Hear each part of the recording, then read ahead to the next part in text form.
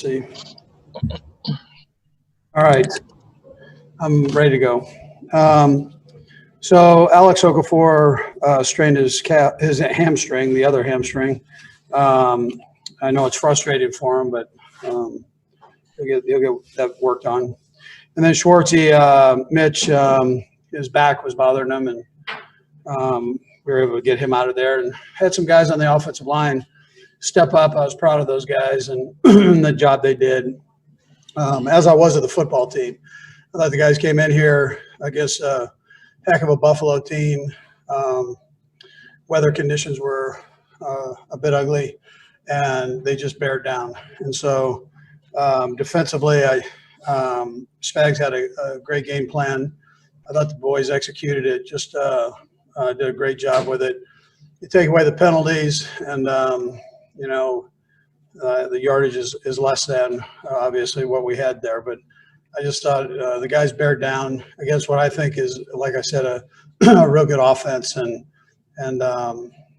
very well coached football team. Sean does a heck of a job. So, and then offensively, Clyde, you got to take your hat off to the young kid. I mean, he stepped up, and I thought he did a nice job running the ball. And D-Rob had a couple of huge plays for us. Throw in the throw game. Pat had a good solid game too, and did a nice job. He didn't have quite as many throws as he normally does, but Clyde was able to fill in the blanks there and run the ball, as did all the running backs. They all had an opportunity tonight, so I thought they did a good job.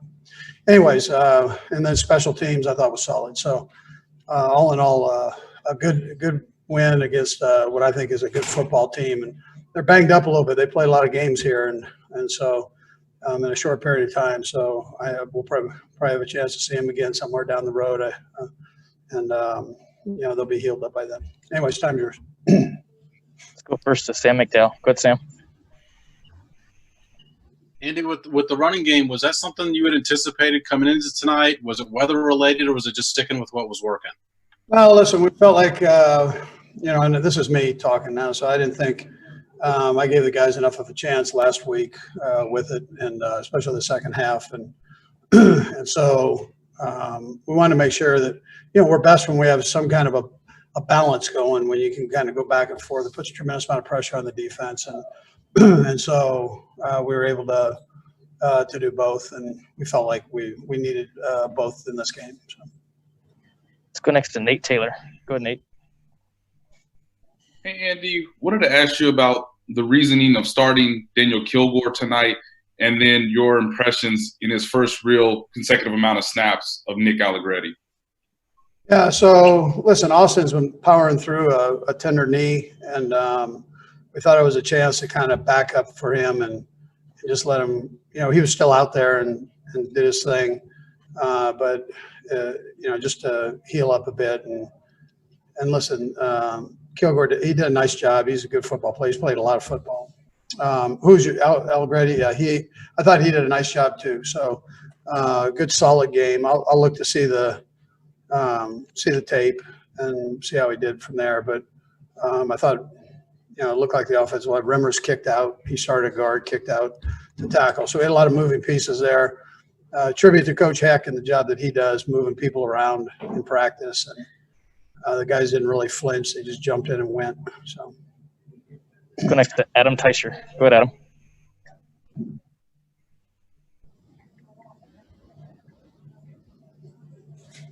Adam, you good? There we go. Okay. Hey, Andy, a couple things real quick. Was it with Mitch Schwartz, was it at all close that he might not play tonight in the first place? And I'll ask you the second one when you're done answering. Yeah, he thought maybe he could get through it and roll. And just started tightening up on him, so we made the switch there. What's your second one? On your, you talked a minute ago about you didn't feel like you gave your running game a chance last week, enough of a chance last week. What about your pass rush tonight? Even though you didn't sack him, you still got some pressure on him. Did you feel like you guys needed to dial that up tonight as opposed to what you did last week as well? Yeah, listen, I think the guys, they take a lot of pride in that front, and so. Chris was just coming back last week. I think he felt better this week. listen, that's one of the better offensive lines in the National Football League that we just played. So to get that kind of pressure on him, just making him move his feet and move in the pocket is that's enough. The sack is big if you get it, that's great, but enough when pressure's on that's a tough thing on a quarterback. Go next to Matt McMullen. Go ahead, Matt. Hey, Coach. No Sammy Watkins tonight, but how good was it to see Byron Pringles step up in a huge moment on 3rd and long? Yeah, that was a big one. He did a great job. He always seems to come up with one big one when he's out there. So it was great. Great for him. Great for Kansas State's recruiting, and away we go. Right. So it's a beautiful thing all the way around. Go next to Herbie Tiopi. Go ahead, Herbie. Hey, Coach, as y'all were running the football, Le'Veon Bell tweeted out, "I can't wait to join the offense." What are your impressions of – is that feeling mutual? Yeah, so listen, we don't turn away good players, and he's a good one. So it's exciting to have him around, and we'll see how he does. He's got to get in the playbook and learn everything, but he's a pretty smart kid and been doing it a long time. So I don't think he'll have a problem with that. But I think if you talk to Clyde will sleep well tonight, as I think the other backs will. To have one more guy, I don't think any of them will complain there. Go next to Pete Sweeney. Go ahead, Pete. Hey, Coach, congrats on the win and game plan. Just to follow up to what Herbie was getting at, this was the story of Kansas City. How did you estimate that Clyde handled the news en route to what was the best game of his young career? Yeah, listen, I thought he did a nice job. I mean, real nice job, and I thought he handled the news well. I think they've actually talked before before anything ever happened. So there was a little communication that I think took place, and so I think that's healthy. And so but anyways, he took it fine. I mean, obviously he came out, played pretty good, so that was a good thing. We've got time for 2 more. We'll go Sam and then Aaron. Go ahead, Sam.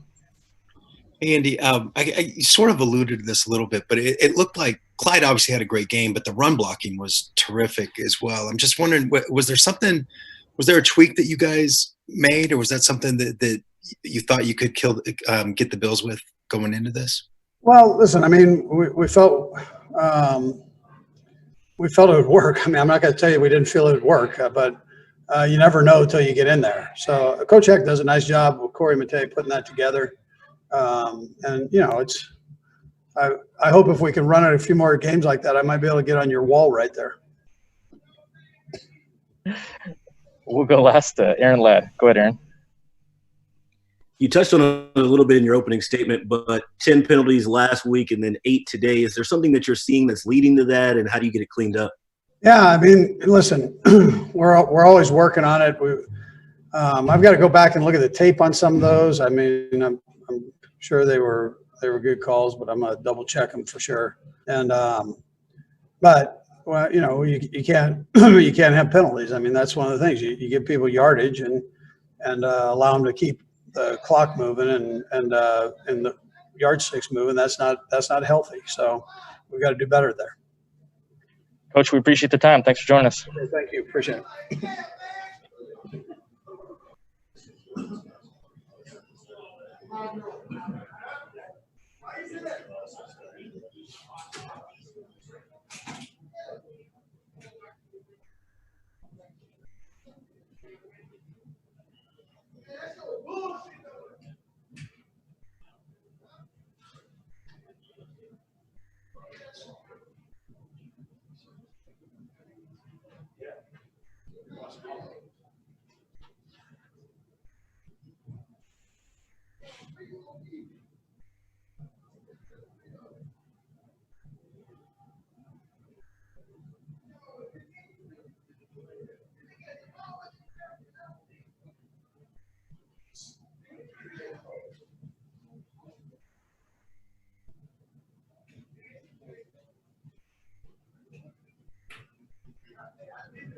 I need a mask. Yeah.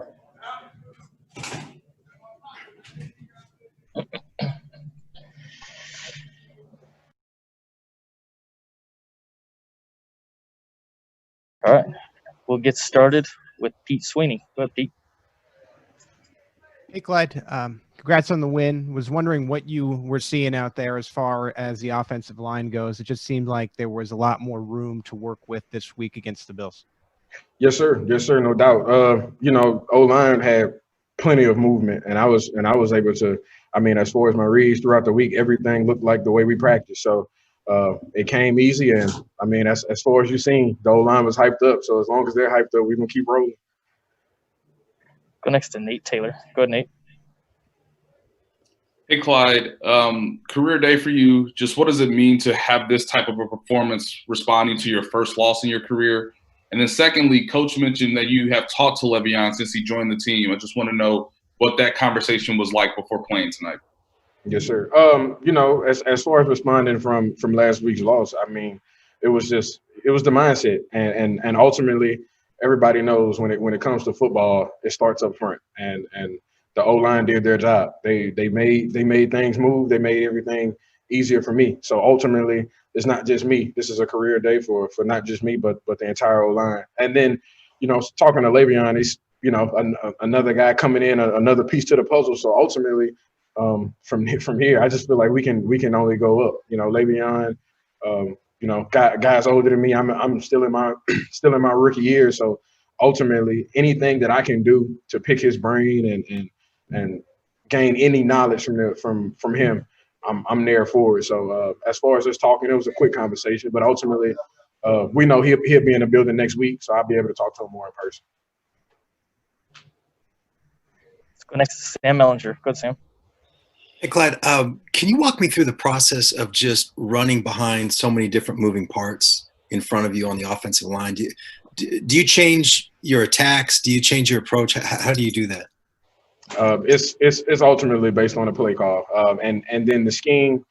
It's the scheme of the offense. It was something that I was able to do as far as college. If we want to go back to last year, just having tight ends and fullbacks come across my face and receivers come across my face as far as certain blocks that we need to make happen. And ultimately, it's our scheme. I was able to learn it over, OTAs as far as on camera. So seeing it, not just running it. And then ultimately when I got into camp, watching those pictures come to life right in front of my face, the same plays, same blocking schemes and everything else, it all just kind of plays a part in what we do. So I go in, I learn as much as I possibly can from the O-line, see how they're blocking up fronts, blocking up certain schemes, blocking up, the guys are in front of them, and then it just makes my job that much easier. Let's go next to Adam Teicher. Go ahead, Adam. Hey, Clyde, I know you played at LSU, so I don't ask this question lightly, but you had a lot of yards before contact today. Have you had many games or any games like this where things were so wide open before you even got touched? Yes, sir. A couple. Right now I can't just mark it off the top of my head as far as the games that were like that. But when you have days like this, things just seem like to part like the Red Sea, and that's what the O-line did. And ultimately, I just put my head down and run. And then when it's time to make a guy miss or time to run through a guy, I do my job. That fires up the O-line, and I'm doing my 111. So ultimately, it got us the win. We've got time for a couple more guys. We're going to go Sam McDowell and then Aaron Ladd. Go ahead, Sam. Hey, Clyde, you're certainly aware of the way teams are trying to defend you this year offensively. Because of that, do you sort of feel the responsibility that you've got to have things going, to prevent teams from finding an equation to slow you guys down? Ultimately, I just have to be accountable for my job. I can't do, all everybody else's job. Like I said, I do my 111th, and if I do my job, that's all I can be accountable for. So the best ability is accountability, and that's what I do. We'll go to Aaron Ladd for the last one. Go ahead, Aaron.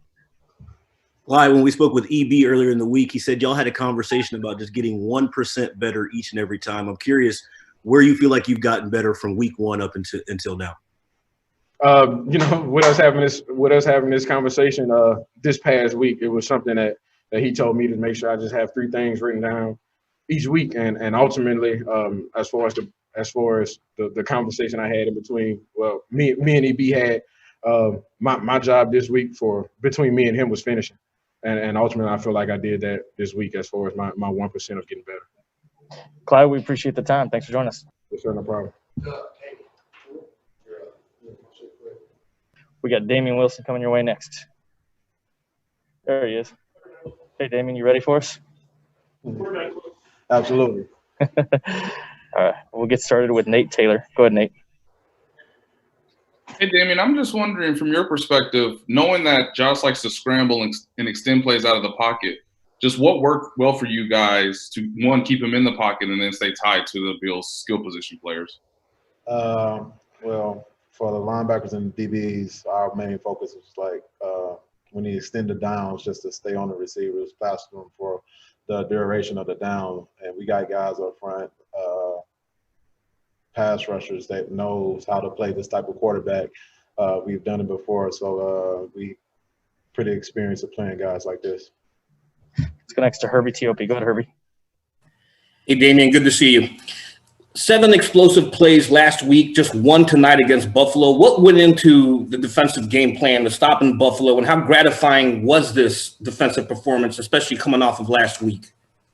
It was really gratifying. We worked really hard, but no one panicked from last week. You know, we just got our game plan together and went out there and handled our business like normal. All right, guys, we're getting it back up here, so we're gonna go with Mick Schaefer first, and then Robert Rimson to close us out. Go ahead, Mick. Hey there, Damian. I know the defense was disappointed in the play last week. How do you think you guys rebounded here in Buffalo? It could have been a lot better. We missed a couple plays here and there. We'll have to get back in the lab and improve that. But overall, a pretty solid effort, I'll say. Let's go next to Robert Rimson to close us out. Go ahead, Robert. Hey, so Spags called a lot of heavy blitzes today. Does that make things kind of easier for you when you're just calling heavy blitzes and the quarterback can only do a certain number of things? Oh man, I don't even feel like he called a lot of blitzes today. I feel like it was a little conservative of a game. I didn't even notice the blitzes was coming in.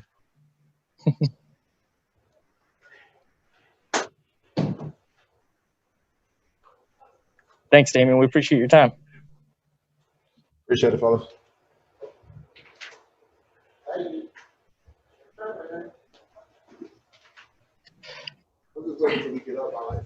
Hey, how are you? Hey, Patrick, you ready for us? Ready to go. All right, we'll start with Nate Taylor. Go ahead, Nate.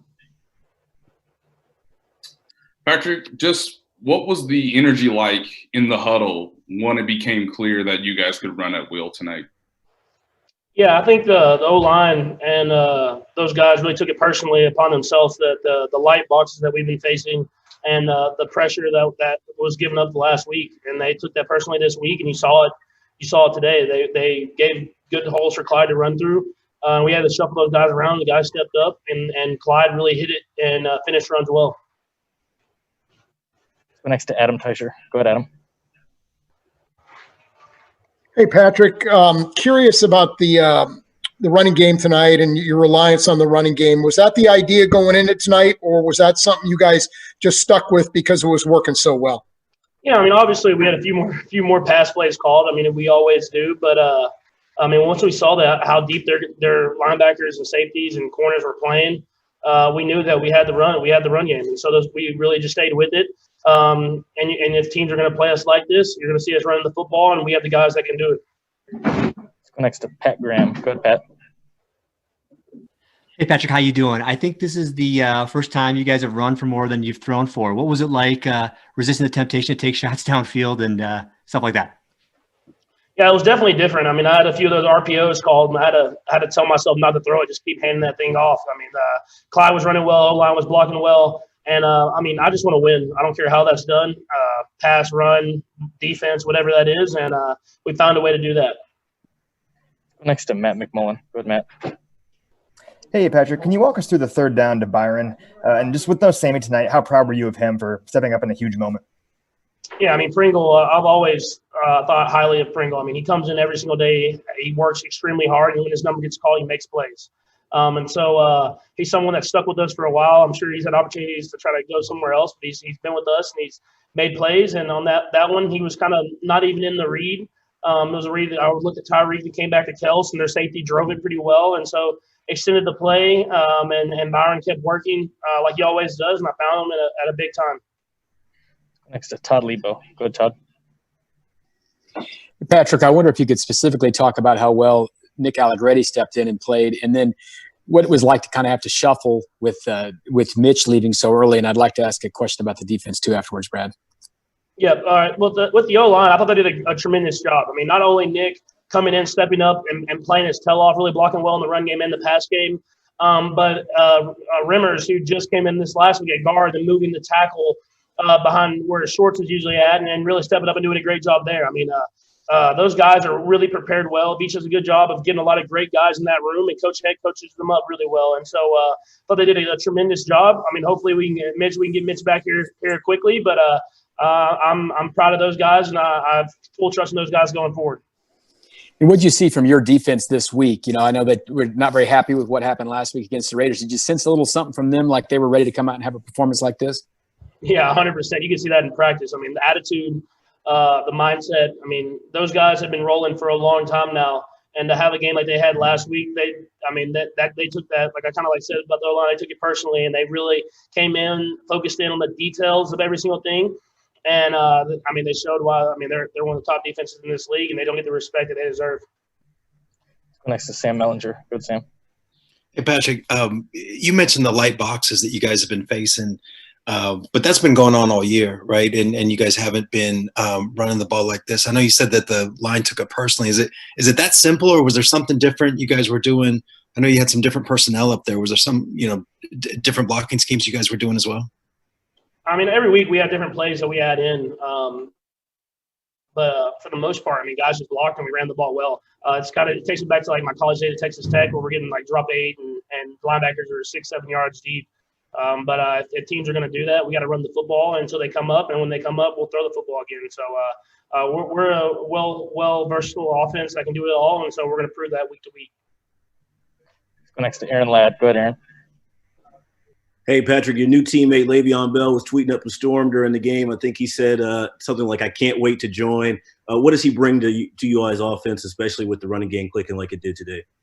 Yeah, I mean, he's just going to be another weapon. I mean, he's someone who's had tremendous success in this league for a long time now, and he's still in the prime of his career. I mean, he's 28 years old. So, I mean, he's going to come in and make plays happen, and we have days like today, having him, Clyde, Darryl, Darwin, all these guys that can come in and run the football and keep just going at the defense over and over again. It'll open up the passing game, and it'll help me out a little bit too. Got time for two more guys. We'll go Pete and then Nate. Go ahead, Pete. Hey, Pat, congratulations on the win. I was wondering if you could just run through the 2 touchdowns to Travis. Yeah, the first touchdown, it was a little kind of option route play with Travis, and I was trying to hold that linebacker a little bit. He did a great job of really attacking that guy, going back out. I put it back on him. He almost got me. He almost got me with his little shake, but I put it on him, and then he got in the end zone, and that was a big play. And then the second one, we got a kind of a shell coverage look, and Clyde kind of came out to the flat, and Travis was the corner route to the back pylon. And I saw the corner's eyes kind of just peek at me for a second, thinking I was going to throw the running back because he was already there. And I just put in that back corner, and he made a great play of catching the ball and getting his feet in. Let's go to Nate Taylor for the last one. Go ahead, Nate. Hey, Pat, I want to ask you 2 quick things. Can you take us through the mental process of that third down run where you ran behind or past the line of scrimmage and then obviously made the decision to go back? And then can you also explain, too, just the idea of the notion that teams want to hold the ball against you guys and keep you on the sideline? And, in fact, today you guys reversed that course and what that felt like to be on the field more than the opposing offense. Yeah, well, the first part, that play, I think I misread it a little bit. It was man coverage, and I was thinking about working Kels to McCole. And if you see, there's a split second where Tyreek kind of pops down the seam where I can maybe hit him for a touchdown. And so, obviously, they covered it well. I scrambled out, and the guy that was spying me was coming, and I was rolling, and I knew I couldn't make the first down. And then so I tried to stop at the line of scrimmage. And I think you probably can see it. I looked at the little stick, and I saw that I passed the line of scrimmage. I was going to drop back and try to throw the football to D-Rob or someone like that. And once I did that, I knew I had to get upfield, and I got upfield enough. I thought I got the first down. Schwartz told me I didn't. But then we did a great job of running in the next play. And the second question, one more time. Just the idea that you guys possess the ball more than the Bills today, when that usually is trying to be the formula to beat you guys. Yeah, it's something that you're going to have to do in this league. You have to find ways to win. I think that's the biggest thing. You've seen it all this year. You've seen it all these last few years with our football team. Is we're going to find a way to win the football game. We don't care how that is. We don't care if it's not having a lot of possession. We don't care if it's having a lot of possession. But obviously doing that, it gives our defense the rest that they need to go out there and play good football. And so I thought we did a great job of having the time of possession. The defense did a good job of getting a lot of 3-and-outs or short drives and getting the ball back to us. Patrick, we appreciate the time. Thanks for joining us. Thank you, Brandon. All right, guys. So we are getting ready to catch the bus here. So we are done for today. We will get you guys on a Wednesday with Coach at 11:45, and we'll get you players as well. So I'll be in touch with you all to figure out who we're getting. But I'll see you all Wednesday.